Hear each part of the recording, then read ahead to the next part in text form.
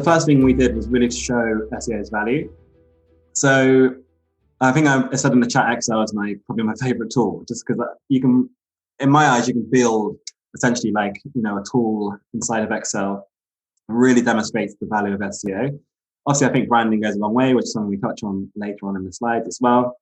And if you do have any tools, my personal favorite tool is SEMrush. So SEMrush has some really kind of intuitive and user-friendly UX, really easy to come to grips with. You don't have to be an SEO specialist, so I really don't believe.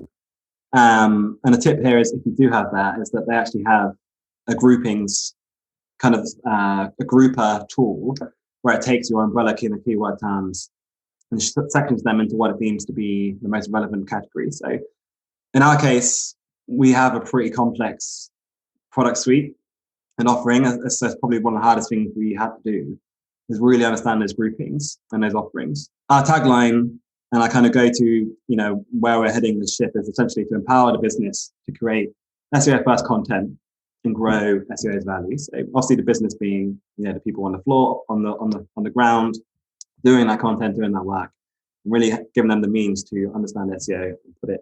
Thanks, Aaron. So to start with, we looked at how the content was performing, and this was a good one because there's really very few tools you need tech-wise to do this kind of thing. So based on performance, and we used Screaming Frog, which is one of the very cheap kind of tech auditing tools you can use to just sort of crawl the site and get URLs.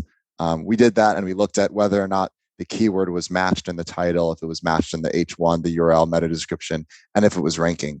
And we use that to decide, is it a high performer? In which case, sort of leave as is, try to build links.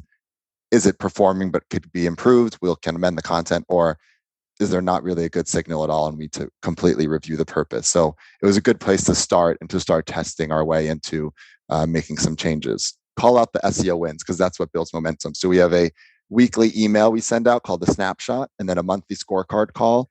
And we call out everything from improvement in rankings to improvement in links or traffic or basic tech improvements, but things that just build momentum. And whenever we send these out, we always get some responses of like, oh, great, how did my page do? Or sort of, was there any follow-up to this? And calling out these SEO wins always helps to build that momentum.